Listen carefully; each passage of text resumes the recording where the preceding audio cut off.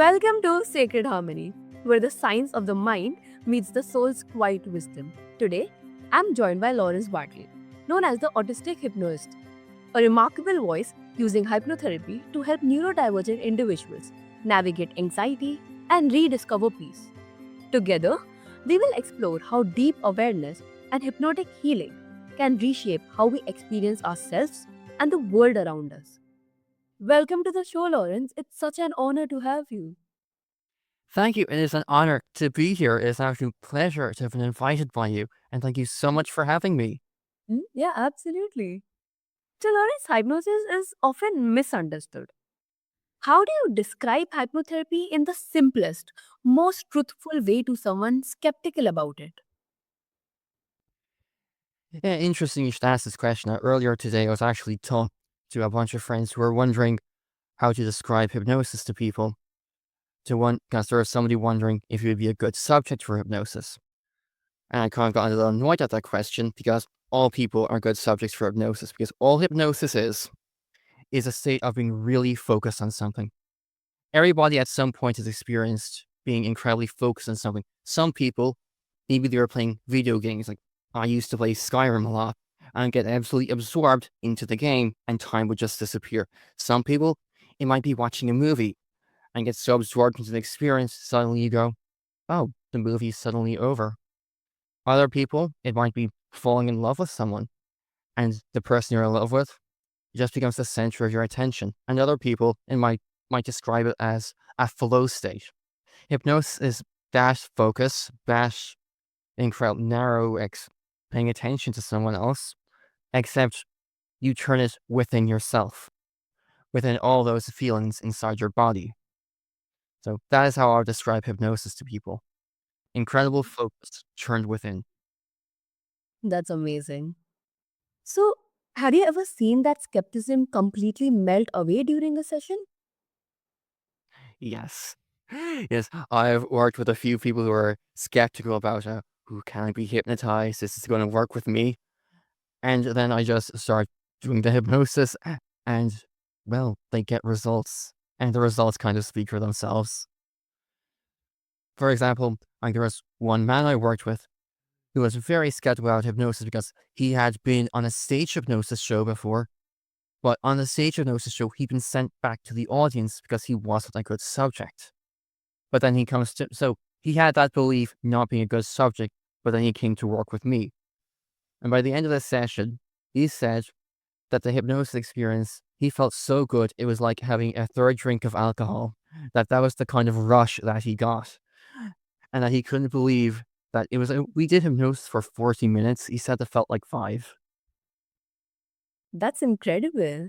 Like, hearing how the mind can shift so quickly from doubt to discovery shows how much power we truly hold inside.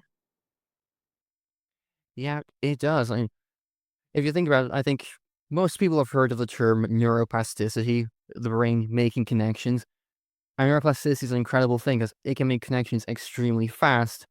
And in a sense, neuroplasticity is why people have anxiety, but it's also why people can sort of overcome anxiety much faster than most people would assume. Mm-hmm. Yeah, 100%. So, as someone who's autistic, how has your own neurodivergent experience shaped your approach to hypnotherapy?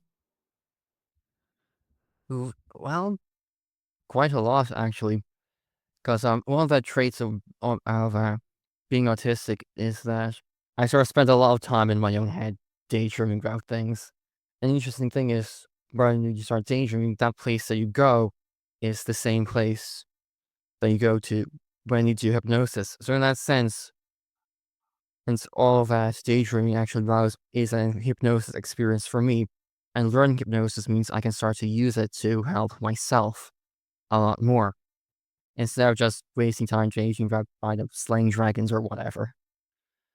And as for hypnotherapy, working with other clients, I found one thing I had to get really good at was giving instructions to people. Because hypnosis, it's a process. A lot of people think hypnosis, oh, he's going to mind control on me.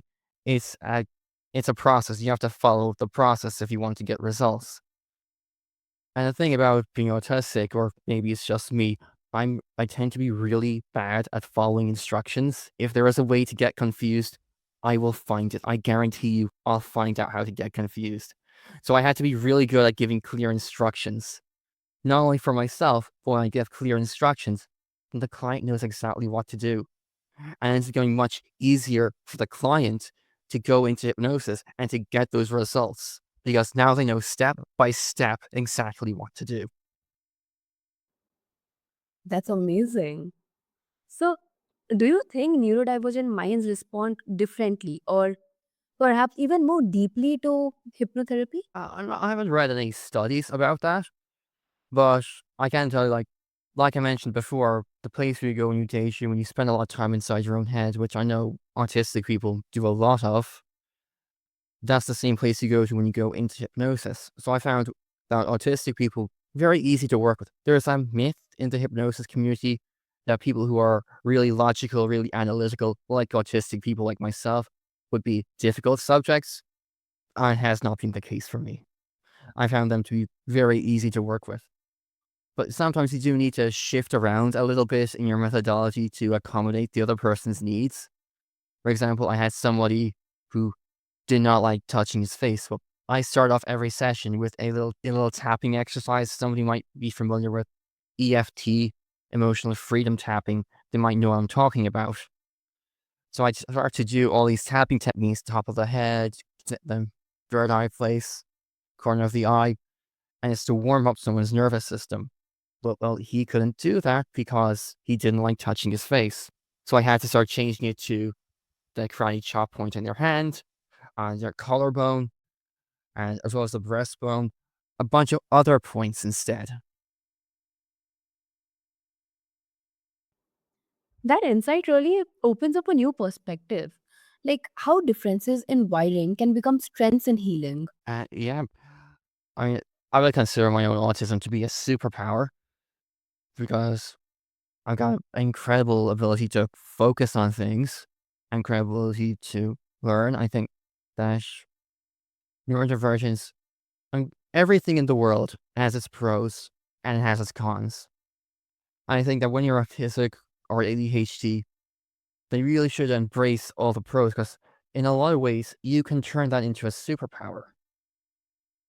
And I worry that there's too many people who get caught up in labels and they end up start dragging themselves down instead of raising themselves up into focusing on, yeah, I might be bad at maybe socializing, but I'm really good at this technology aspect instead. And in that technology area, you can be a superpower. You can be a superpower if you understand what I'm trying to say. Yeah, but I love that. That's amazing. But also, like many people link hypnosis to control, but you often talk about it as liberation. So, what does that freedom feel like for your clients? Well, first, I should probably address the everybody thinking that hypnosis is control.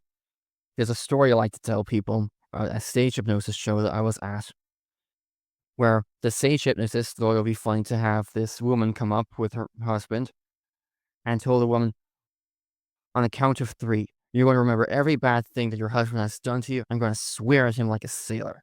One, two, three. She said nothing. She said absolutely nothing. And later she said just because she did not swear. So hypnosis is not control at all. The person has to accept the directions. I said before, it's a process. Well, you have to follow the process. And in that sense, hypnosis is very liberating because you're the one in control of what you accept and what you don't accept. If, for example, I give you a suggestion you don't like, okay, just ignore it. It's as simple as that. You can just ignore it. Or if you love it, you can embrace it. Mm-hmm. Yeah, makes sense. So, can you recall a powerful transformation that truly moved you? Uh, yes, I can. There was one person I was working with. She would be an older lady, but she was having a confidence issue. She really wanted to start a Reiki business, but she was having a lot of, like I said, confidence issues. And the interesting thing is, we did an entire session content free. And what content free means is we did not discuss where this issue came from. We were just focused on getting rid of it, or focused on getting a solution.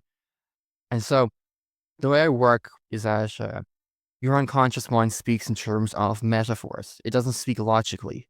It's not a logical part. So I like to ask people, what is the metaphor of the problem? And he said it was like a massive heavy backpack on her shoulders. So we started working with the metaphor of the backpack and changing the backpack. And changing the metaphor, it tells your unconscious mind what changes to make. And so by the end of the session, she let go of the backpack. And you could visually see her shift into breathing easier, into breathing even deeper. And even her posture changed. And by the end of the session, she felt incredibly confident. She felt incredibly amazing. And she ended up starting that Reiki business that she wanted to start. And she's been doing that for the past couple of years. That's such a beautiful reminder that real control begins with surrendering to self awareness and not resisting it. Yeah, that is incredibly true. And as we're talking about not resisting, there is one thing that's coming to mind, which is a theory called Chesterton's fence. And that's simply, if you see a fence, don't take it down before you know why it was put up in the first place. And I think that's something that applies to mental health problems like anxiety, like depression, because there's a reason that they have all these blockages causing them to not surrender. But I need to know why they have it before they take it down. Because the thing about anxiety, depression, all that, is that your brain gave it to you not as a problem, but as a solution for a problem that used to be there. And so in taking it down, when you realize where it came from, it's easy to take it down, to surrender, and to get that feeling of liberation and freedom. Mm-hmm. Yes, 100%. So, how do you help clients with anxiety who find it difficult to relax enough to even begin a hypnotic session? Well, the way I start every session is, like I said earlier, with a bunch of tapping exercises, getting them to start tapping around different points of the body to stimulate the nervous system, which is, in fact, the opposite of relaxation. Because there's two ways to change someone's mind: overstimulation and overfatigue. Overfatigue is being super relaxed, they just let go and you surrender. And overstimulation is when, whether it's too much to focus on, as sort of you just give in to all those sensations. So I start every session by overstimulating people. And as everyone knows, everything that goes up must come down. So the more stimulated they become, later when it moves into the overfatigue session, the overfatigue part of hypnosis of the eyes closed now, go deeper into hypnosis, it becomes much easier for someone to do that, even if they find it difficult to relax. That's so compassionate, like meeting people where they are instead of where we think they should be, in such a sacred act itself. Yeah, it is. And the way I approach hypnotherapy sessions, there's a story that actually shapes my philosophy. It's a story about a man called Milton Erickson. And one day, he was working on a farm, and he noticed there was a strange horse on the farm. It wasn't his horse, didn't belong to the owner. He had no idea where it came from. But the horse, it had a saddle on it, it had a girdle on it. So he decided to go up to the horse, to walk up to it, and just walk it out of the farm. And the horse started to go down, take a right path down the road. And occasionally it would stop and try to eat grass, and Milton would pull on the reins and keep it focused on the road. Eventually it came up to a farm, and the farmer looked at the horse and said, "That's where my horse, that's where he's been. I was wondering where he'd gone. How did you know to bring him here?" And Milton said, "I didn't. But the horse knew, and I knew I just needed to keep the horse on the right track." So that's a philosophy that I've been taking towards my clients. I believe that my clients, their solutions, they know where to go to get these solutions. But the mind is so many different ways of keeping them distracted from the right grass, like the grass on the side of the road, that a lot of the time I do need to pull them out and keep them focused on going on the right track. Yeah, I love that. That's beautiful. Thank you. Mhm. And some people still see hypnotherapy as alternative healing. Do you believe that the world is becoming more open to it now? Oh yeah, much more open. There was a story a couple weeks back about a children's hospital. I believe it was in Toronto, and what happened was there are a bunch of children with cancer, and for various reasons, they could not get traditional anesthetic. It would cause them to relax too much and would actually start causing problems. So instead, they experimented with using hypnosis for pain relief instead. And in that study, by the end of it, a lot of the children actually preferred the hypnosis. And it was simply a guided imagination of imagine you're walking down Tokyo Street. Imagine shopping in Tokyo Street with all these shops and all these wonderful things and buying these things and experiencing them. And children, and a lot of them ended up preferring it to regular anesthetic. So that was one study that I read about a couple weeks back. So I think the world is definitely opening up to hypnosis, to hypnotherapy. I think the biggest thing holding it back was the idea that it's mind control, but that all comes from Hollywood, from TV shows.